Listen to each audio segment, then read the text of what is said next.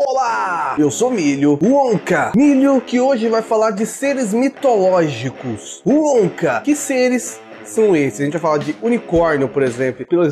Não consigo nem falar as palavras simples, vou falar de mitologia. Minotauro, centauro, você já ouviu falar desses seres? Pois é, da onde você acha que pode ter vindo a ideia da mente humana de criar esses seres? Será que eles são reais? Assista até o final e vamos conhecer quem seriam esses seres mitológicos na realidade.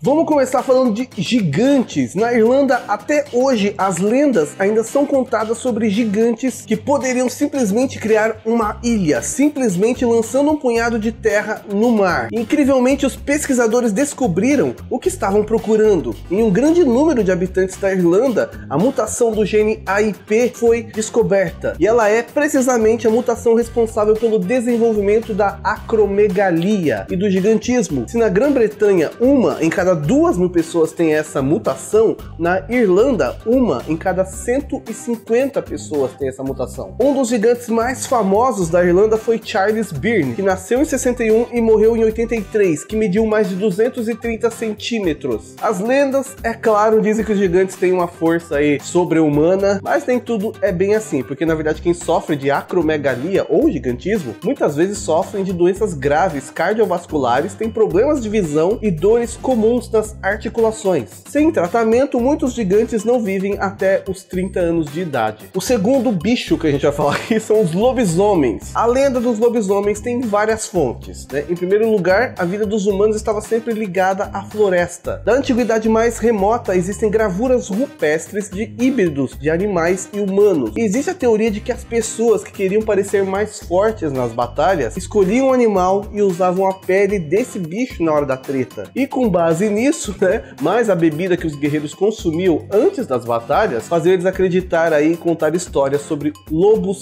invencíveis. Em segundo lugar, a crença na existência de lobisomem foi apoiada por uma doença genética. Você já ouviu falar de hipertricose? Pois é, o crescimento excessivo de cabelo no corpo e no rosto, também chamado de síndrome do lobisomem. E além dessa doença que é genética, existe a psicológica conhecida como licantropia clínica. E durante os ataques dessa doença, as pessoas perdem a razão e toda a consciência de sua condição humana, acreditando serem lobos. Talvez um dos seres mitológicos mais conhecidos do mundo sejam os vampiros. A porfiria é uma forma rara de transtorno genético que atinge uma em 200.000 pessoas. Se um dos pais tem porfiria, há uma chance de 25% de que a criança herdará. Mas o que é a porfiria? A doença é caracterizada pela alteração da via metabólica do grupo M, que causa a decomposição da hemoglobina com radiação ultravioleta. A luz solar causa grande sofrimento aos pacientes com essa doença. Então eles são forçados a se abrigar em espaços fechados durante o dia e só podem sair à noite. Quando a doença ocorre de uma forma grave, os tendões dos pacientes são deformados, causando a torção do dedo, a pele ao redor dos lábios e gengiva seca, os dentes incisivos são descobertos até as gengivas adquirirem uma cor avermelhada. Isso é,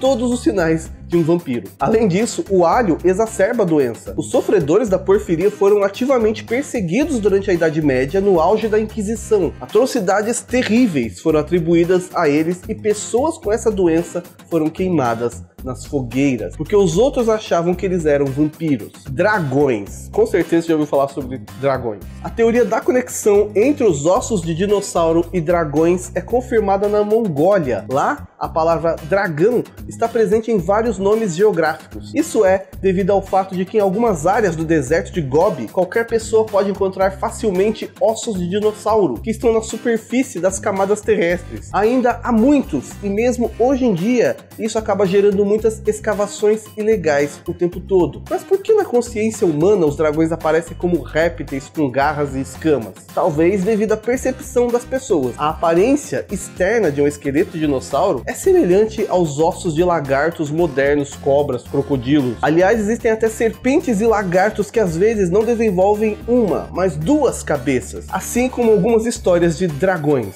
Centauros. Da onde poderia vir as histórias de centauros? A imagem de um centauro já era conhecida há cerca de 2000 anos antes de Cristo. Presumivelmente ele nasceu na Grécia, como resultado da imaginação das pessoas que eram civilizadas, mas ainda não montavam cavalos, e haviam se deparado pela primeira vez com cavaleiros de alguma tribo nômade do norte. Isso explica a natureza feroz dos centauros. Os nômades viviam montados e eram excelentes arqueiros, e cavalgavam a uma velocidade absurda para a época. E a teoria ainda diz que o medo exagerado de um cara que não montava, que viu pela primeira vez um humano que montou um cavalo com tanta habilidade, aos poucos poderia ter se tornado uma história sobre um híbrido de homem e cavalo. No entanto, tem um cara que chama Plínio, que viveu no primeiro século da nossa era, que escreveu que tinha visto com seus próprios olhos um hipocentauro, que é um ser meio cavalo, meio humano com cabeça de cavalo. Ainda falou que ele estava preservado em mel e foi enviado para o Egito como presente ao imperador. Acredita-se que os centauros eram resultados de experiências genéticas dos sacerdotes egípcios.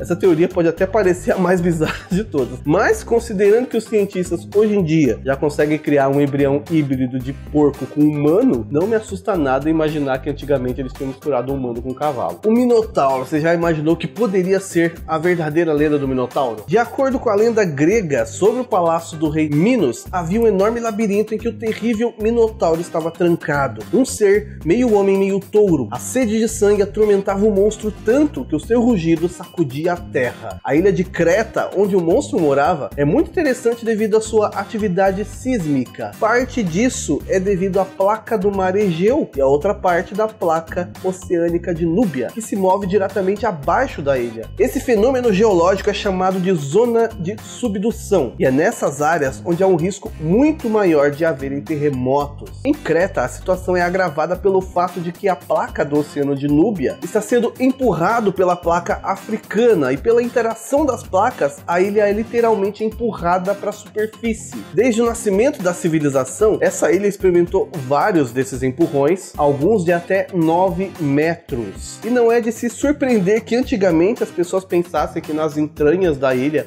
havia um monstro furioso, até porque a cada terremoto, terríveis destruições aconteciam e poderiam ser simplesmente associadas a um monstro que vivia na ilha. Ciclope, sabe aqueles bichos que tem um olho só? Pois é, não é o dos X-Men. É o mitológico. Da onde viria o Ciclope? Na mitologia grega, os Ciclopes representam um grupo de personagens que, em diferentes versões, são seres divinos, filhos de Gaia e Urano. O seu representante mais proeminente era o filho de Poseidon, Polifemo, que perdeu o seu único olho nas mãos de Odisseu. Também se acreditava que as pessoas de Sífion, os Arimaspi, eram Ciclopes. Quanto à explicação científica desse mito, no ano de 1914, o paleontólogo Otênio Abel sugeriu que a possibilidade da criação desses seres vinha da descoberta de crânios de elefantes anões, que antigamente a população não sabia o que era, uma vez que a narina central desse elefantinho pode ser facilmente confundida com uma cavidade de um olho gigante. E ainda existe o fato de que esses elefantes eles habitavam precisamente as ilhas do Mediterrâneo do Chipre,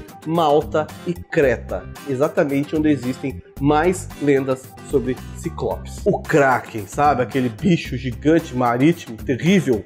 O Kraken, ele é um monstro marinho lendário de tamanho gigante, um cefalópodo, conhecido dos antigos marinheiros aventureiros. A primeira descrição completa de um bicho desses foi feita por Eric Potopidan. Ele escreveu que o Kraken era um animal do tamanho de uma ilha flutuante. Segundo ele, o monstro era capaz de agarrar um grande barco com seus tentáculos e arrastá-lo para o fundo do mar. Mas era ainda mais perigoso se ele não levasse o barco. Simplesmente ele afundando no mar, ele causava um redemoinho que poderia também levar o barco para o fundo do mar. Então, se o monstro ataca ou escapa, você ia se dar mal. Você encontrou o Kraken, você vai morrer. A explicação científica mais plausível para esse mito do Kraken seriam as lulas gigantes, que existem até hoje e medem até 16 metros de comprimento. É uma visão verdadeiramente impressionante. Além das ventosas, algumas espécies têm garras e dentes nos tentáculos. Imagina esse bicho aparecendo de um lado de um barco antigamente. Se mesmo hoje você, na internet, tá vendo um bicho desse e tá achando bizarro, imagina antigamente ao vivo num barquinho no meio do mar. Você não ia achar que é um monstro marítimo, um Kraken? Eu ia. Unicórnios. Esse, olha, deve ter uma explicação muito mágica, né? Para a existência de unicórnios. Quando a gente pensa em unicórnio, o que a gente imagina? um cavalo com a carinha delicada, com chifrinho, né, coloridinho, que ele corre e sai umas coisinhas brilhantes. Eu imagino assim o unicórnio. E ele é um ser muito encontrado em mitos e lendas e em muitas culturas. As primeiras imagens foram encontradas na Índia e tem mais de 4.000 anos de idade. Mais tarde, esse mito espalhou-se por todo o continente e alcançou a Roma Antiga, onde foram considerados animais reais. Os principais candidatos para o papel do protótipo do unicórnio são os elasmotérios,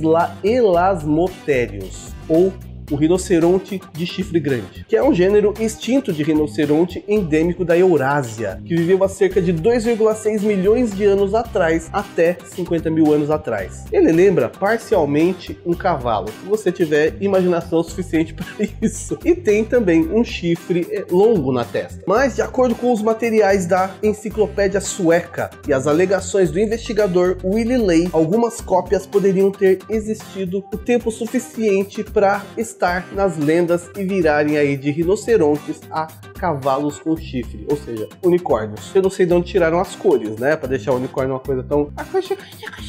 né, porque o unicórnio geralmente é...